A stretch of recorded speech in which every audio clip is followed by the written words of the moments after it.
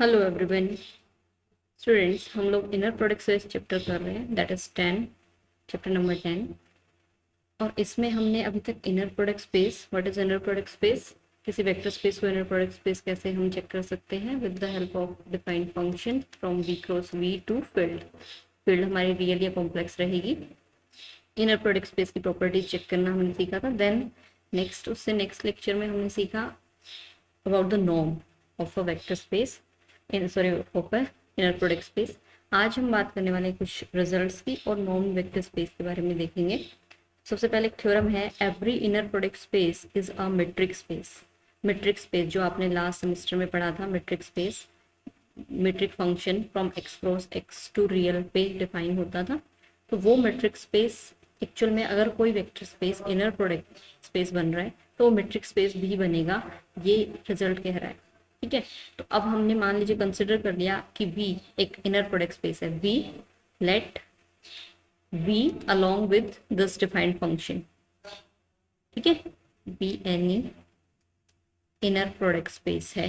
तो क्लेम क्या करना है कि this function, this space V with इस, देखिए अब ये अगर आप D से रिप्रेजेंट करना चाहते हैं तो D से भी रिप्रेजेंट कर सकते हैं with the help of this metric D is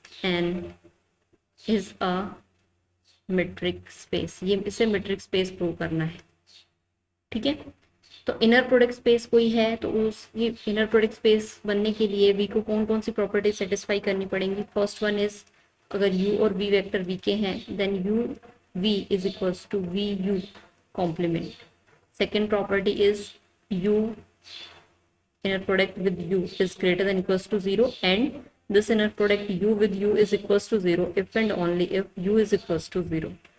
Third one is some scalar आपने अल्फा a और b चूज किए फील्ड से, a u plus b v का inner product with w is a times u with w plus b times v with w। ये property v vector space हमारा satisfy करता है। Metrics space की properties क्या क्या होनी चाहिए। D कोई मीट्रिक स्पेस है, V क्रॉस V से R के ऊपर डिफाइन किया है, तो मीट्रिक स्पेस बनने के लिए उसे कौन कौन सी प्रॉपर्टी सेटिस्फाई करनी पड़ेंगी। D of X Y is greater than equals to 0। Okay, यहाँ पे अगर x और y लेते हैं, एक्स वाई क्या है, वेक्टर्स में ले रही हूँ V से। Second thing is D of X Y is equals to D of Y X. Third is D of X Y equals to 0 if and only if x is equals to y। Clear. Fourth property याद आ रहा है आपको, d of X Y is less than equals to d of X Z plus d of Z Y. ये properties हैं हमारी। ये तो ये अब आपने ये चेक करना है कि ये प्रॉपर्टी सेटिस्फाई करता है या नहीं करता है V। ओके, और ये प्रॉपर्टीज गिवन है because V inner product space है, ये प्रॉपर्टीज सेटिस्फाई करता है, इन्हें चेक करना है। ओके, तो अब हमने ये D फंक्शन डिफाइन करना है बिकॉज ये फंक्शन डिफाइन है पहले से। ओके, वेल डिफाइंड फंक्शन है ये बिकॉज वो एक इनर प्रोडक्ट स्पेस बन रहा है। तो इनर प्रोडक्ट स्पेस वो अगर बन रहा है तो वो किसी न किसी फंक्शन के रिस्पेक्ट में ही तो बना होगा ना। तो डी अभी हमें डिफाइन करना है एंड से डी डिफाइन करते हैं यहाँ पे। Define D is from V cross V to R, और किस तरह से, such that D of U V, D of U V, U vector यहाँ से, वी वेक्टर यहाँ से is equals to norm alpha alpha नहीं, D of U V is equals to norm U minus V. U minus V norm से अगर problem है इसका मतलब वही है, इसको हम नॉर्म को with the help of inner product लिख सकते हैं। This is U minus V, inner product with U minus V का अंडर रूट।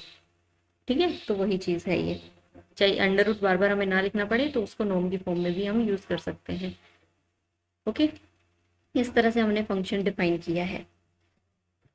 अब फर्स्ट थिंग हमने क्या प्रूव करना है कि D of U V is greater than equals to 0। Norm function से डिफाइन किया है D of U V is equals to norm U minus V, और नॉर्म फंक्शन क्या रहता है, length, length is always greater than equals to 0।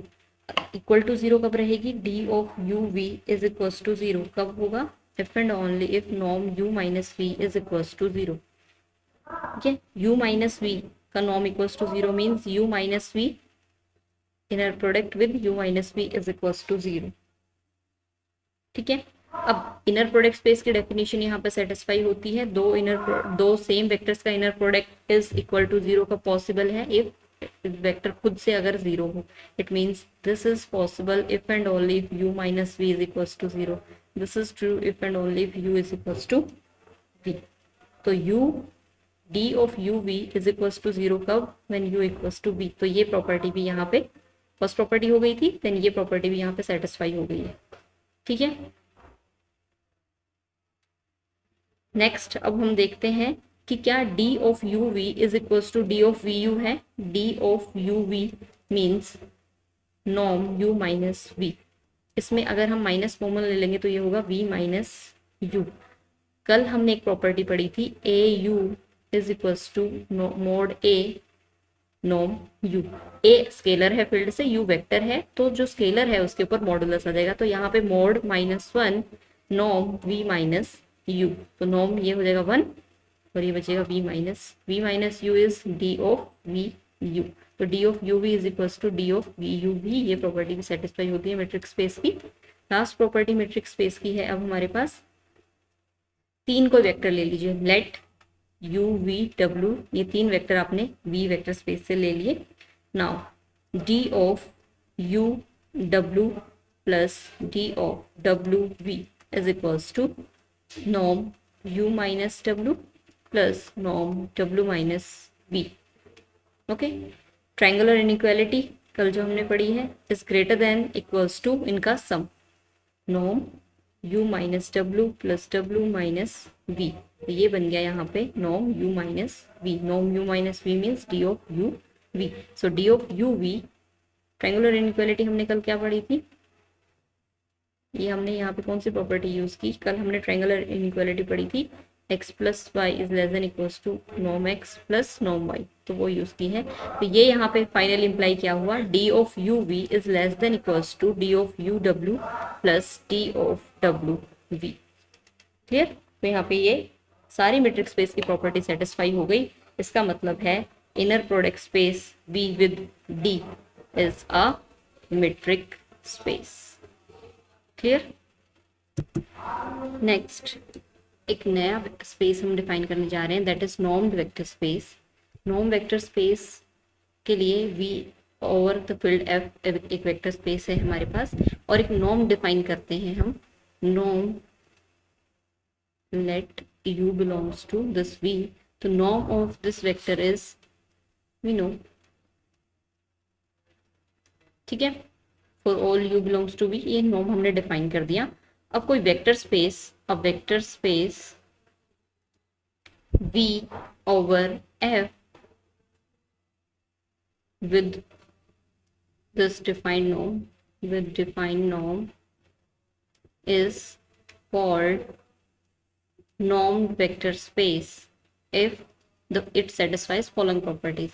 First condition is norm of u is greater than equals to 0 and norm of u is equals to 0 if and only if u is equals to 0. Second is norm au is equals to mod a norm u, a जबकि field से कोई भी scalar है। Third property is u plus v is less than equals to norm u plus norm v। u और v कहाँ से है, v vector space से। ये सारी प्रॉपर्टीज हम देख चुके हैं कि ट्रू होती हैं, पर कोई एक वेक्टर स्पेस ये सारी प्रॉपर्टीज वहां पे सेटिस्फाई करता है तो हम बोलेंगे उस केस में वो नॉर्म वेक्टर स्पेस है।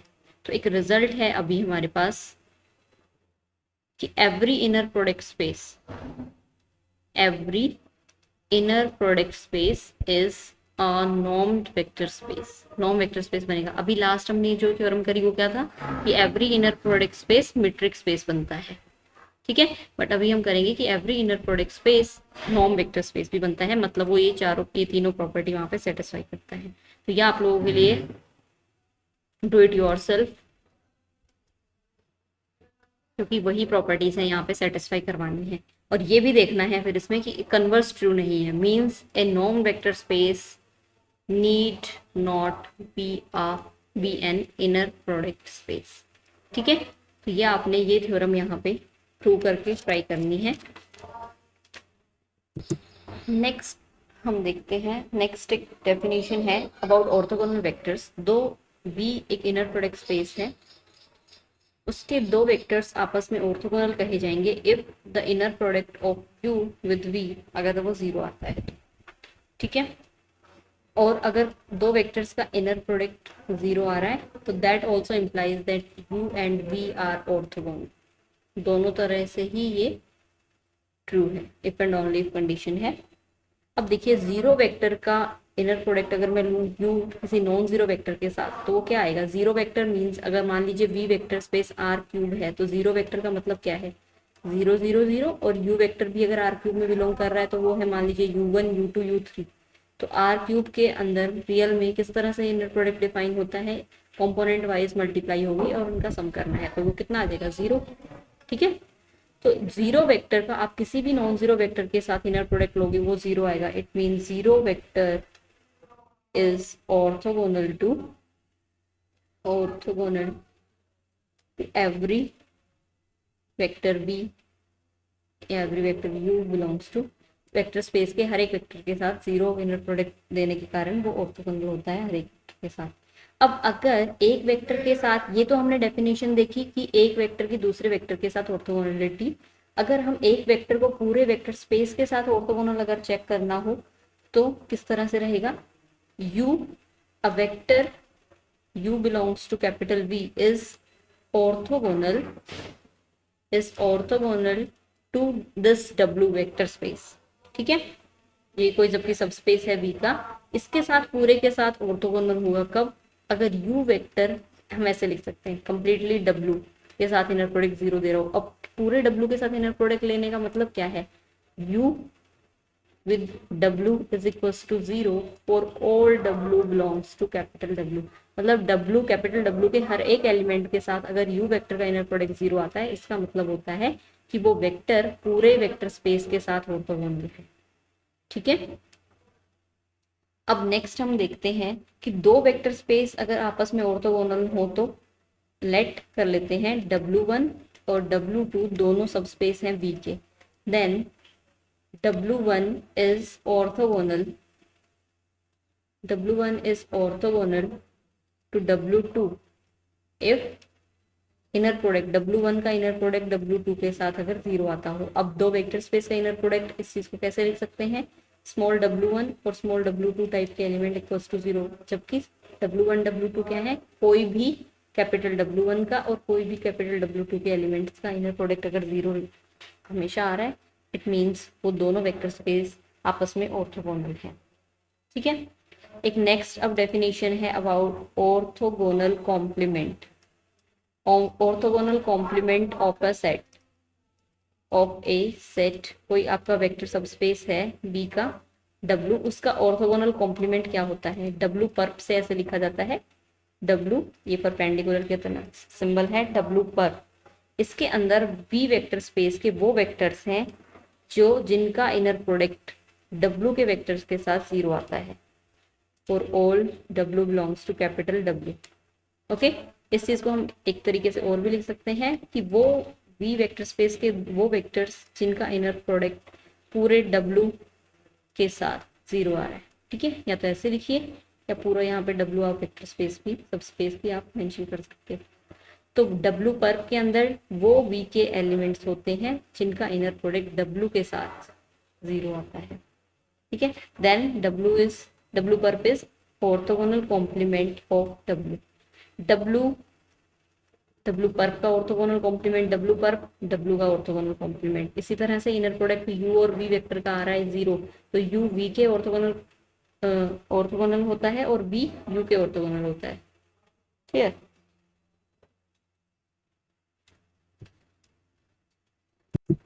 नेक्स्ट हमने देखना है कि W पर, जो कि हमने यहाँ पर डिफाइन किया है, एक्चुअल में ये सबस्पेस होता है V वेक्टर स्पेस का। अब सबस्पेस होने का मतलब प्रूव करना है हमने, तो सबस्पेस प्रूव करने के लिए हमें क्या करना पड़ेगा, इस W पर से, इस सेट से हमें कुछ एलिमेंट्स उठाने पड़ेंगे। तो लेट कर लेते हैं U और V belongs to W perp. अब डब्ल्यू पर्प के अंदर अगर कोई एलिमेंट जा रहा है उसका मतलब क्या है, दिस इम्प्लाइज यू का inner product with W zero आएगा for all W belongs to capital W, and V भी डब्ल्यू के हर एक एलिमेंट के साथ इनर प्रोडक्ट क्या देगा, हमें जीरो देगा। ठीक है, ना कोई स्केलर चूज कर लेते हैं फील्ड से, let A B belongs to field. तो अब ये प्रूव क्या करना है, हमने क्लेम क्या करना है, क्लेम हमारा रहेगा कि A U plus B V W perp के अंदर जाए। वो कब पॉसिबल हो सकता है, जब A U plus B V का inner product, A U plus B V का इनर प्रोडक्ट डब्ल्यू के साथ, डब्ल्यू क्या है, एनी कोई भी एलिमेंट हो सकता है कैपिटल डब्ल्यू का, अगर ये इनर प्रोडक्ट जीरो बन जाता है तो this element belongs to W पर। ओके, नाउ अब ये इनर प्रोडक्ट की प्रॉपर्टीज यहाँ पे यूज करेंगे, तो ए कॉमन आ गया आपके पास बाहर, U inner product with W, B V का इनर प्रोडक्ट विद डब्ल्यू, ये दोनों inner product A into zero plus B into zero यहाँ से यूज कर लिया, तो ये आ गया zero. This implies A U plus B V belongs to W पर, एंड हेंस डब्ल्यू पर is vector subspace of V over F. ठीक है, नेक्स्ट एक टर्म है डब्ल्यू पर का पर orthogonal complement of orthogonal complement of W. ये हुआ डब्ल्यू कोई नॉन एम्प्टी सबसेट है वी का, वी वेक्टर स्पेस का, और डब्ल्यू पर is orthogonal complement of W. अभी हमने बात की है जिसके बारे में। ठीक है, तो उसका भी पर का मतलब है वो vectors capital V vector space के जिनका इनर प्रोडक्ट विद से W1 के साथ जीरो आता है, और जबकि W1 कहाँ से होंगे, डब्ल्यू पर्प से होंगे। ठीक है, किसी भी वेक्टर, यहाँ पे कोई भी वेक्टर स्पेस लिखा हो उसका पर्प होगा तो वो उसी वेक्टर स्पेस के एलिमेंट्स के साथ वी के जिन जिन वेक्टर्स का इनर प्रोडक्ट जीरो आएगा वो वेक्टर्स का कलेक्शन उसमें चला जाता है। ठीक है, तो ये आइदर इस तरह से लिखिए या इस तरह से भी आप इसे लिख सकते हैं, ये सिंबल है, और ये क्या कहलाता है, this is orthogonal complement of orthogonal complement of W. ठीक है, आज के लिए हम इतना ही रखते हैं। नेक्स्ट लेक्चर में हम ऑर्थोगोनल कॉम्प्लीमेंट पे बेस्ड कुछ थ्योरम्स और कुछ प्रॉब्लम्स हम यहाँ देखेंगे। Okay then, thank you.